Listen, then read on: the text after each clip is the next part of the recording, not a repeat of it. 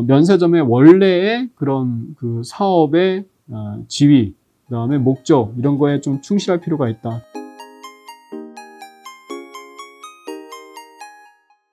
오늘은 이제 면세점에 대해서 말씀을 드릴 텐데, 면세점 사업구조의 원리와 변천이라는 굉장히 거창한 제목이죠. 예, 그래서 이번 기회에 면세점이 상당히 특이한 유통구조를 가지고 있기 때문에 여러 가지 오해와 억측이 있는데, 이번 기회에 그런 것들을 좀 이해하고 해소할 수 있는 기회가 됐으면 좋겠습니다. 면세점 사업을 왜 호텔에서 할까, 호텔 업체에서 할까라는 그런 질문을 좀 여러 번 들은 적이 있어요. 그러니까는 신세계라든지 이제 롯데, 뭐 현대 같은 경우에는 이제 백화점을 가지고 있으니까 당연히 뭐 어차피 글로벌 브랜드 유통하기 때문에 뭔가 좀 이렇게 구조가 맞아 떨어지는데, 이 호텔 업체들은 이제 그런 유통을 하는 회사들이 아니잖아요. 예, 그래서 호텔 신라는 어떻게 이 면세점의 메이저 그런 업체가 됐느냐에 대해서 질문을 좀 하시더라고요. 그런데 그거는 잘못된 교집합이다라고 말씀을 드릴 수가 있겠습니다. 이 면세점하고 백화점하고 서로 뭔가 사업 구조가 맞아떨어지는 것이 아니라, 호텔 업체들이 주로 면세점을 했다. 호텔 롯데가 면세점을 하고 있죠. 롯데 쇼핑이 아닙니다. 그래서 예전에 일본 대지진 발생했을 때 2011년도에 롯데 쇼핑에서 면세점 사업을 하는 줄 알고 주가가 많이 하락한 적이 있습니다. 그런데 호텔 롯데에서 하고 있죠. 아직 상장하지 않았습니다. 네. 그래서 호텔 롯데가 애초에 이 호텔에 투숙하고 있는 외국인 여행객들에게 어떻게 하면 좀 더 많은 매출을 발생시킬 수 있을까라는 고민에서 정부하고 같이 머리를 맞대다가 우리도 면세점 사업을 좀 한번 해보자 라는 이제 거기에서 출발을 했다라고 생각하시면 되겠습니다. 그래서 면세점 사업은 기본적으로 외국인들의 한국 관광 사업에서 확장이 된 것이다 라고 생각하시면 될 것 같습니다. 백화점 업체들이 이 면세점 사업으로 들어오기 시작한 거는 2015년 이제 정부에서 중국인 인바운드가 엄청나게 많이 증가를 하고 면세점 사업이 굉장히 또 성장을 하게 되면서 이게 황금알을 낳는 거위처럼 이렇게 보였습니다. 그러다 보니까는 외화 이 창출의 하나의 창구로서 정부에서 인식을 하고서 대기업들에게 좀 더 허가를 많이 해줘서 많이 돈을 벌게 하자, 뭐 이런 생각이었는데 실제로는 그렇지 않았죠.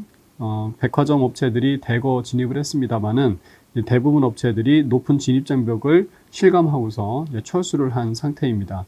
그래서 이때 뭐 한화 갤러리아, 그다음에 두산, 하나투어, 뭐 이런 백화점 여행사 업체들이 대거 진입을 했습니다만은 이 면세점이 단순히 허가만 내준다고 잘 되는 사업이 아닙니다.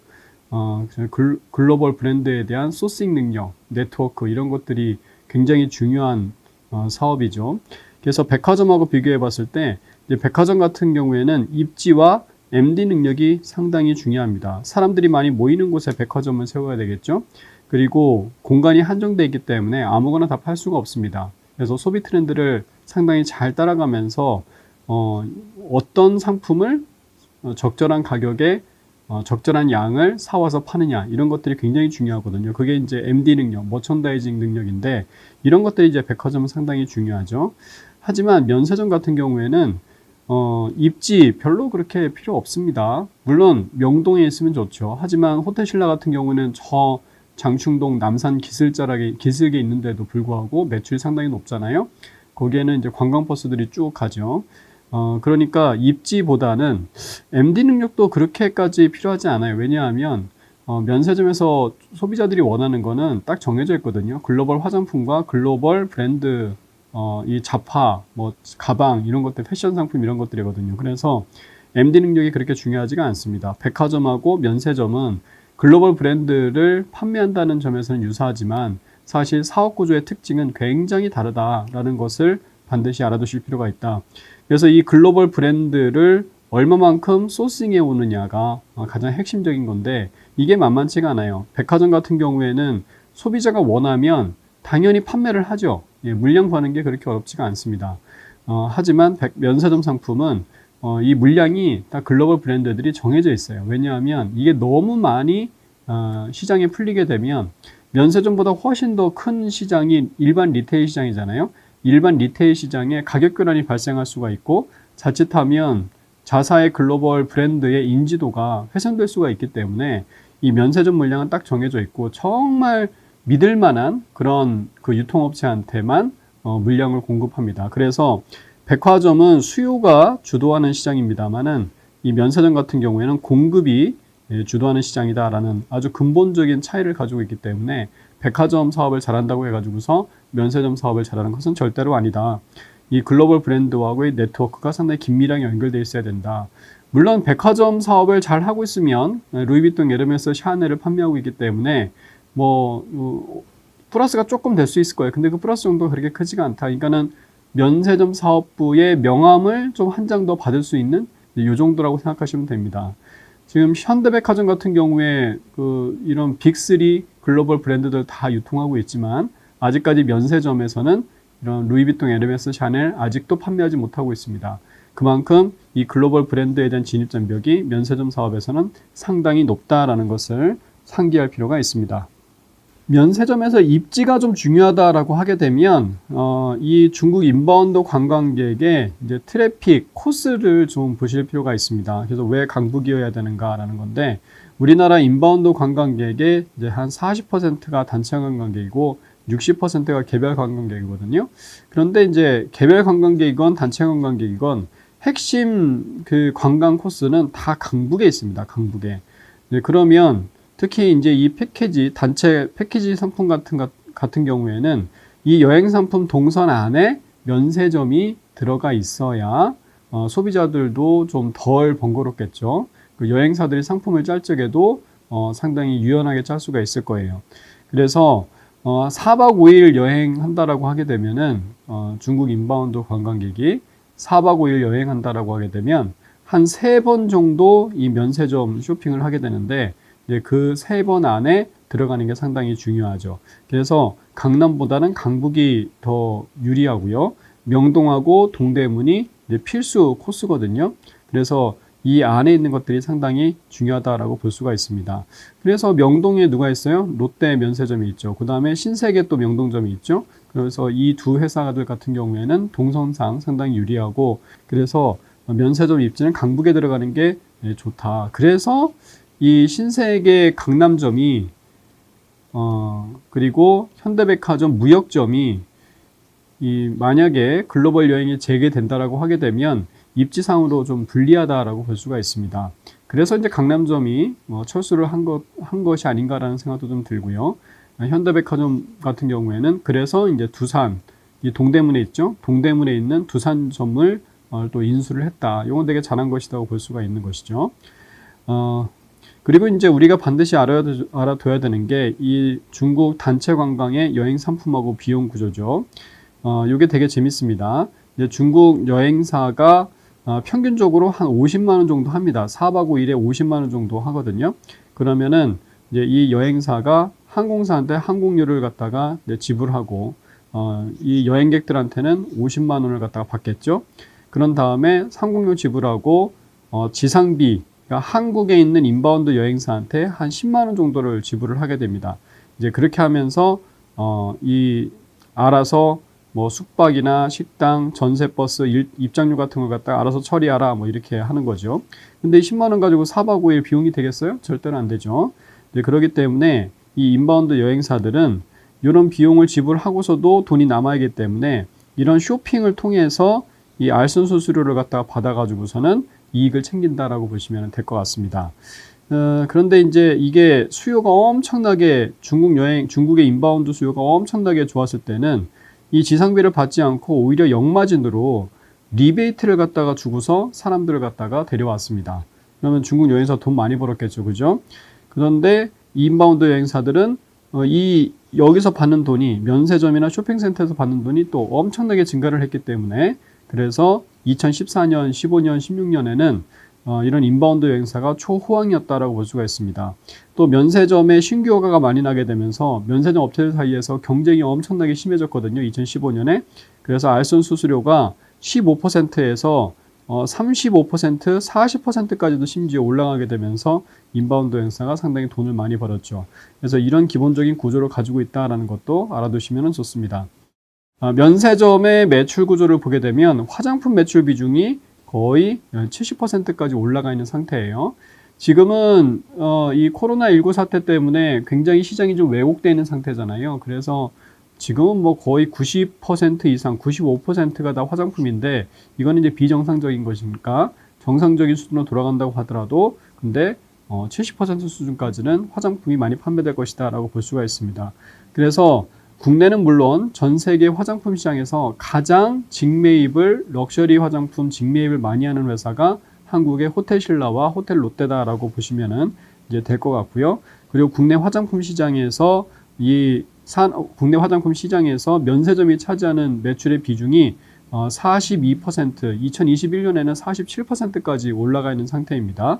그래서 주요 화장품 업체들의 막대한 이익 창출 채널로 작용을 하고 있고요. 아모레퍼시픽이나 LG생건 영업이익의 50% 이상이 이 면세점 채널에서 나오기 때문에 굉장히 중요한, 그래서 메이저 화장품 업체들의 실적과 상당히 연동성이 높은 그런 채널이다라고 보시면 될 것 같습니다. 그럼 왜 이렇게 화장품이 면세점에서 많이 팔리게 될까요? 그 이유는 몇 가지가 있는데, 일단 면세 한도가 $400이기 때문에 화장품 카테고리 사는데 적합하다고 볼 수가 있는 거죠. 뭐 다른 것들 뭐 백이나 이런 것들은 막 뭐 200만 원, 300만 원, 그러니까 $2,000, $3,000 막 이렇게 하잖아요. 그렇기 때문에 사기가 어렵죠. 가장 만만하게 살 수가 있는 게 면세 한도 $600 안에서는 화장품이 되는 거고, 다른 상품들은 좀 엄격하게 관리를 합니다만은 화장품 같은 경우에는 조금 면세 한도가 넘어가더라도 입국할 때 세관에서 그렇게 잡지 않습니다. 그리고 가장 중요한 게 중국의 글로벌 럭셔리 화장품에 대한 수요 증가죠. 일본 같은 경우에는 내국인들이 면세점에서 화장품을 많이 사는 이유고, 중국인들이 많이 사는 이유는 중국의 소비가 점점 더 브랜드화가 되면서 글로벌 브랜드 화장품에 대한 수요가 폭발적으로 증가를 하게 되면서 로레알이나 에스티로더나 시세도나 주가나 실적이 엄청나게 좋아졌잖아요. 이제 그런 것들이 이런 현상을 단적으로 나타내고 있는 거고, 그 화장품들의 많은 부분을 한국 면세점에서 또 팔았다라고 볼 수가 있습니다. 그 다음에 이제 가격 경쟁력이죠. 직매입을 하기 때문에 지금 50%의 판매 수수료를 받고 있습니다. 그러니까는 화장품을 직매입하고 있고, 그리고 가장 많이 팔고 있고 하다 보니까는 랑콤이라는 글로벌 브랜드, 럭셔리 브랜드를 이 판매 수수료 50% 받을 수 있는 거의 전 세계에서 유일한 회사가 호텔신라가 아닌가라고 할 정도로 이 압도적인 바잉 파워를 갖고 있고요. 그리고 따이공 입장에서는 뭐 백이나 이런 거 사는 거는 또 시계나 백 같은 거는 잘 걸려요. 중국 세관에서. 그리고 내구재고 굉장히 그 시장을 교란시킬 수가 있기 때문에 그래서 화장품이 부피도 작고 운반하기가 상당히 좋죠. 그러면 또 가격이 싼 것보다는 비싼 게 동일한 크기에서 운반 효율성이 더 나올 거 아니에요? 그래서 럭셔리 화장품의 비중이 점점 더 따이공 체계로 가면서 확대되었다라고 보시면 될 것 같습니다. 그래서 면세점의 브랜드 매출 비중을 보게 되면 2013년에는 루이비통이 1등이었는데 이제 2018년 가게 되면은 거의 1등에서 10등까지가 다 화장품이다라는 것을 확인할 수가 있습니다. 그리고 면세점은 채널별로 보게 되면은 이제 세 가지 채널이 있죠. 공항점이 있고 시내점이 있고 온라인 채널이 있다라고 보시면 될 것 같습니다. 공항점은 뭐 대부분의 글로벌 면세점 업체들이 운영을 하고 있습니다. 애초에 면세점은 이 공항에 있는 게 일반적인 거죠. 근데 한국에서는 특이하게 시내점이 발달을 했습니다. 이거는 일본 같은 데 가보시게 되면은 아마 모든 그런 웬만큼 큰 그 유통업체에 가보게 되면은 일반적인 결제가 있고, 그 다음에 텍스 리펀드 결제를 관광객들 대상으로 해서 여권 보여주고 하게 되면은 10% 정도 할인된 가격으로 결제를 해줍니다. 그러니까 일본은 면세점 업체가 별도로 있지가 않아요. 그냥 모든 유통업체들에서 다 10% 할인을 이 텍스 리펀드를 해주거든요. 근데 한국은 특이하게 그런 면세를 갖다가 일부 업체한테 몰아서 줬어요. 예. 우리나라의 그런 정부 주도 압축 성장 뭐 이런 것도 비슷하죠. 예, 그래서 면세점 시장도 똑같이 그런 현상이 발생을 하게 됐고, 그러다 보니까는 이제 그 한국 면세점은 한두 개 업체가 굉장히 이제 집중도가 커지는 이제 그런 현상이 발생을 했고, 그 경쟁력 가지고서 글로벌 공항 면세점에 입점을 했다라고 생각하시면 될 것 같습니다. 그래서 관광객들의 접근성과 소비 유도를 목적으로 인해서 야 롯데하고 신라 너희 한번 해봐라. 그래서 정부가 라이센스를 갖다가 해준 거죠. 그러면서 역량을 상당히 잘 키웠다라고 볼 수가 있습니다. 다른 선진국들의 면세점 시장과는 상당히 차별화되어 있는 이제 그런 모습이고 온라인 채널이 최근에 많이 발달했죠. 원래는 내국인들 대상이었는데 2017, 16년 이후에는 중국인들에게도 이 온라인 중국어 서비스를 제공하게 되면서 핵심적인 면세점의 채널로 작용을 했습니다. 그래서 지금은 30% 정도 매출이 이 온라인에서 발생을 하고 있는 상황이죠.